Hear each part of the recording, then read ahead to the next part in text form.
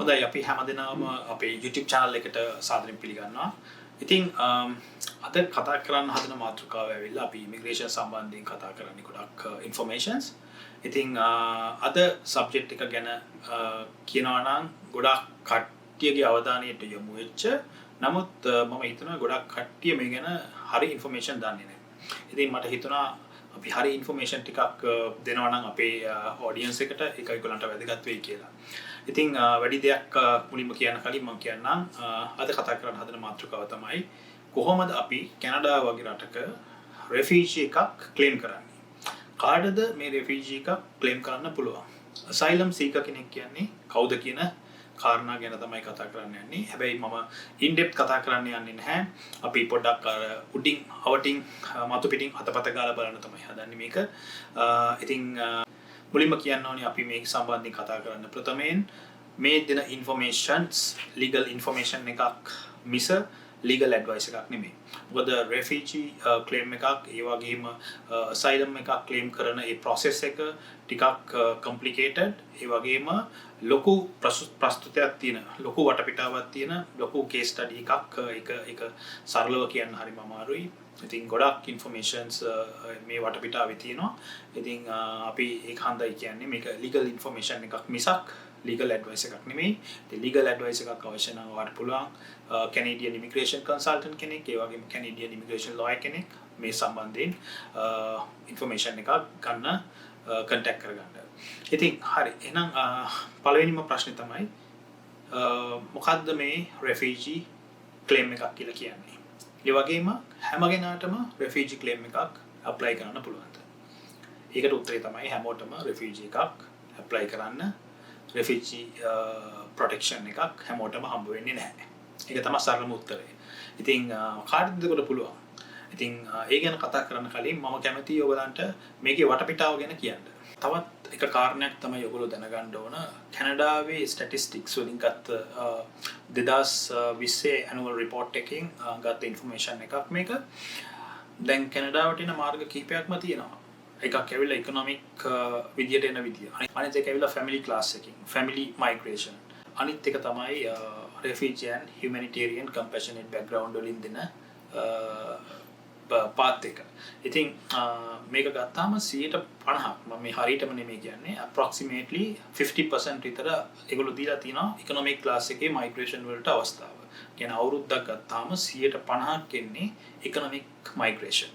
ඒ කියලා කියන්නේ express entry හරහා PNP හරහා එතකොට අපි student visa ඒ ඔක්කොම ඇවිල්ලා economic class එකේ වට තමයි අපි කියන්නේ. ඒ කියන්නේ කෙනෙක් ඉන්නේ එයාගේ මුදල් වේදම් කරගෙන එයාගේ රැකියාව බේස් කරගෙන work permits ඒ හරහා. එතකොට family class එක family migration එක කියලා කියන්නේ ඒකට family sponsorship class එකෙන් 25% වගේ ප්‍රමාණයක් තමයි. ඒ කියලා කියන්නේ කසාද බැඳලා නම් ඔයාට husband වගෙන්න ගන්න, wife වගෙන්න ගන්න, ළමයින්ව, ඒ වගේම parents ලව, grandparents ලව, grandchildren ඒගොල්ලන්ව ගෙන්න ගන්න class එක ඒ family sponsorship class එකකට 25%. එතකොට ඉතුරු 25% කැනඩාවෙන් allocate කරලා තියෙන්නේ refugee සහ humanitarian compassionate background වල කතන්දර සඳහා. ඒ කියන්නේ ලොකු ප්‍රමාණයක් 25% කියන්නේ ලොකු ප්‍රමාණයක් කැනඩාවට accommodate කරනවා මෙන්න මේ class එකෙන්.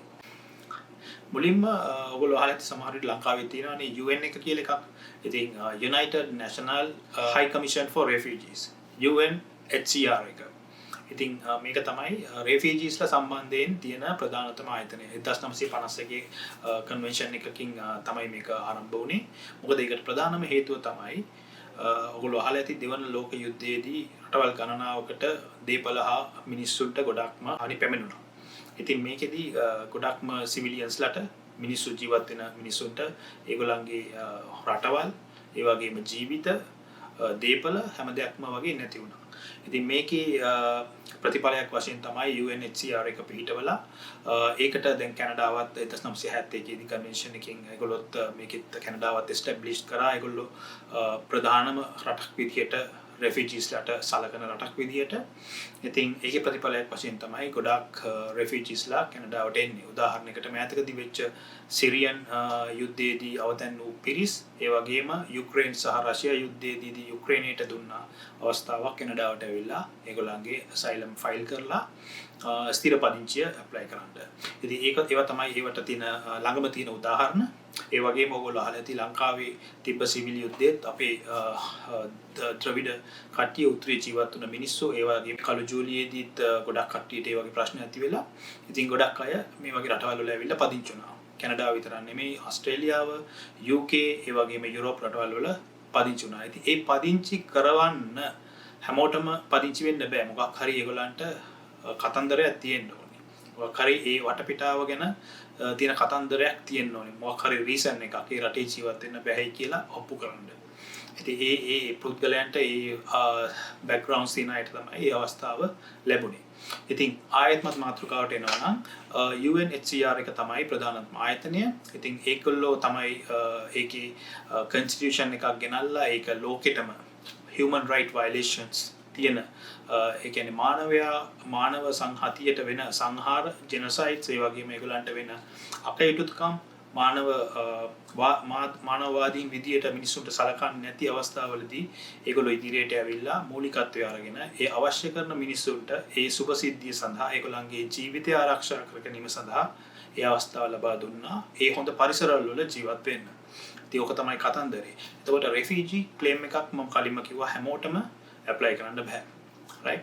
ඉතින් refugee කෙනෙක් වෙනවා නම් දැන් මම ලෝකේ ගැනම කතා කරන්නේ නැතුව අපි පොඩ්ඩක් අපි narrow down නෙමු ලංකාව පැත්තට.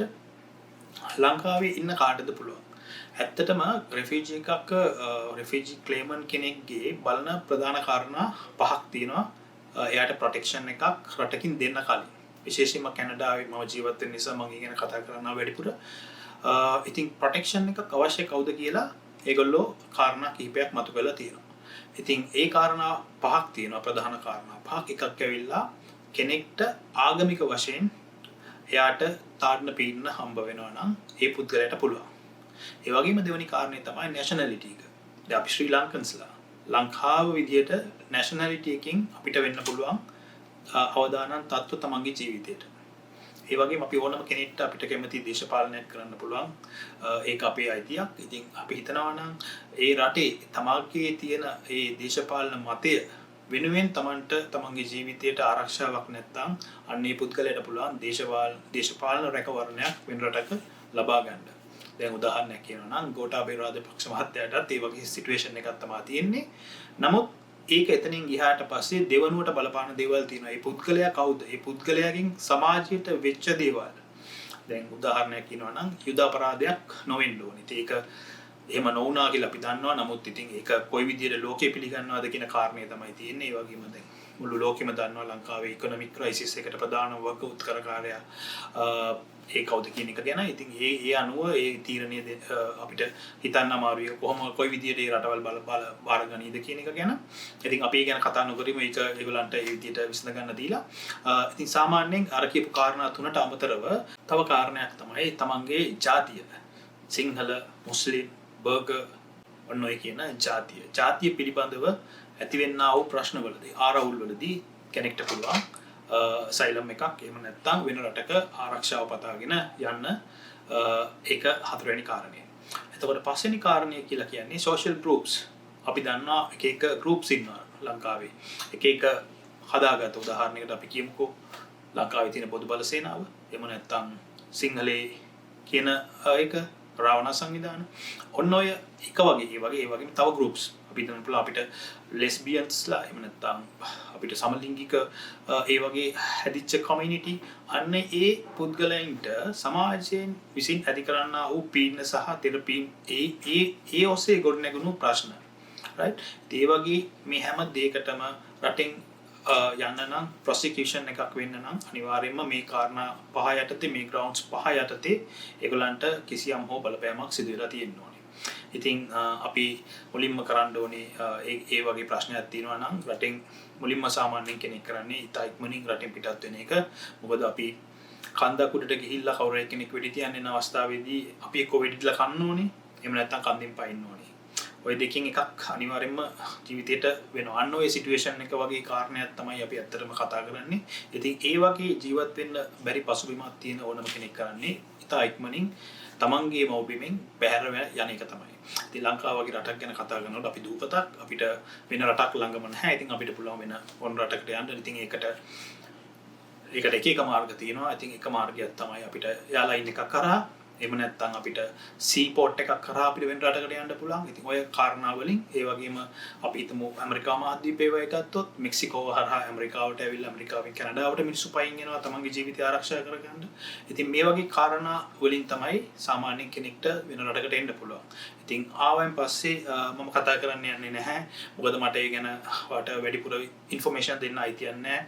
කොහොමද එන්නේ කොහොමද රෙෆියුජි එකක් ක්ලේම් කරන්න කියලා. ඉතින් ඒ අවශ්‍ය ඊට වඩා විස්තරයක් අවශ්‍ය නම් ඔයගලන්ට පුළුවන් ඉන්ෆර්මේෂන් දැනගන්න අපිට කතා කරන්නත් පුළුවන්. ඉතින් ඒ ඉන්ෆර්මේෂන් වැඩිදුර අවශ්‍ය නම් ලීගල් ඉන්ෆර්මේෂන් අපිට දෙන්න පුළුවන්. ඉතින් අද මම කතා කරන්න ගියේ මෙන්න මේ refugee asylum seeker ඒ වගේම කොහොමද ඒ රටට ආවට පස්සේ ප්‍රොටෙක්ෂන් එක ඒ ගවර්න්මන්ට් එකේ ප්‍රොටෙක්ෂන් එක කොහොමද හම්බෙන්නේ ප්‍රොටෙක්ටඩ් පර්සන් කෙනෙක් විදියට කොහොමද ඉන්නේ ඊට පස්සේ එයාට කොහොමද කැනඩාව ඇතුළත පර්මනන්ට් රෙසිඩන්ට් පාත් එකට යන්න පුළුවන් ඇත්තෙන්ම එයාගේ කතාව එයාගේ බෑග්ග්‍රවුන්ඩ් එක අනිවාර්යයෙන්ම ක්‍රෙඩිබල් ස්ටෝරි එකක් වෙන්න ඕනේ පිළිගන්න පුළුවන් දෙයක් ඒක අපි දැන් ඇවිල්ලා එකපාරටම සැලම් එකක් අපි ෆයිල් කරපු පමණින් අපිට ඒක හම්බ වෙන්නේ නැහැ ඒකයි ඇත්ත කාරණේ ඒකට process එකක් තියෙනවා අපිට ඒකට අවශ්‍ය කරන documentation එකක් තියෙනවා ඒ වගේම මේක credibility එකක් තියෙන්න ඕනේ ඒක කියන කතන්දරේ right ඒක බොරුවක් නම් ඔයාට කැනඩාවේ ඒ ආරක්ෂාව ලැබෙන්නේ නැහැ ඔයාව නිර්පාහරිනවා රටෙන් permanently රටින් පිටුවහල් කරනවා. ඉතින් ඒක තමයි. ඉතින් බොරු කියලා එහෙම කරන්න අමාරුයි. ඇත්ත කතන්දරයක් තියෙන්න ඕනේ. ඉතින් මම අර කියපු කාරණා පහ අනිවාර්යයෙන්ම කෙනෙක්ට මුණ පාලා තියෙන්න ඕනේ. ඒවට අවශ්‍ය කරන දේවල් තියෙන්න ඕනේ. ඉතින් ඔය කතන්දරේ තමයි තියෙන්නේ. ඉතින් මේහා වැටුණු ගොඩක්ම ටෙක්නිකල් ටර්ම්ස් තියෙනවා. කෙනෙක්ට රටේ ඉන්න අවස්ථාවේදී ප්‍රශ්නයක් නැති වුණත් වෙන රටකට ගියපු අවස්ථාවේදී උදාහරණයකට ඉගෙන ගන්න ගියපු කෙනෙක් හිටියා කියනකො කැනඩාව වගේ රටකට ඇවිල්ලා.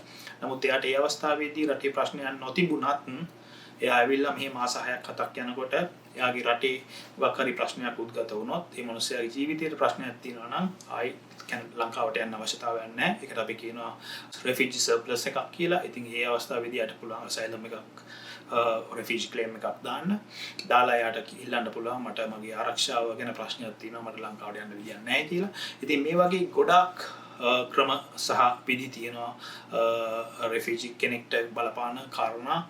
ඉතින් මේක අපි නඩුවකින් එහෙම නැත්නම් අපි එක කියනවා RDP hearing එකකින් refugee protection division එකේ hearing එකකින් තමයි අපිට asylum එකක් grant වෙන්නේ. ඉතින් ඒ අනුව grant වුණ කෙනෙක්ට පුළුවන් තමන්ගේ family එකේ කට්ටියටත් permanent resident apply කරන්න.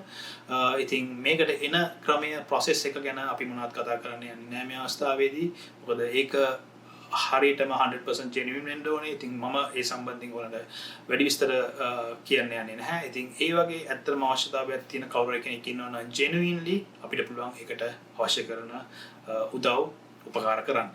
එහෙනම් මම තවත් ඉදිරියට කතා කරන්න බලාපොරොත්තු වෙනවා මොනවාද මේ refugee claim එක කියන්නේ humanitarian and compassionate background එකකින් කොහොමද අපි permanent resident application එක process කරන්නේ කියන එක ගැන මේක මම මේ සරලව විනාඩි 10කින් කිව්වට broad මාතෘකාවක් විශේෂයෙන්ම මේක case එකකින් case එකට situation එකට කාලින් කාලයට ලෝකයේ ඇතිවෙන economic සහ දේශපාලනික changes වලින් ඇතිවෙන ඒ situation එකත් එක්ක ගොඩක් මිනිසුන්ට බලපාන කාරණයක්. ඉතින් සරලව කතා කරලා සරලව ඔයගලන්ට අවශ්‍ය වෙන information ටිකක් දෙන්න තමයි අවශ්‍ය වුනේ. එහෙනම් අදට අපි එහෙනම් සමුගන්නවා අපි තවත් දවසක මේ වගේම ඔයගලන්ට හොඳ information ටිකක් අරගෙන එන්න බලාපොරොත්තු වෙනවා. බොහොම ස්තුතියි.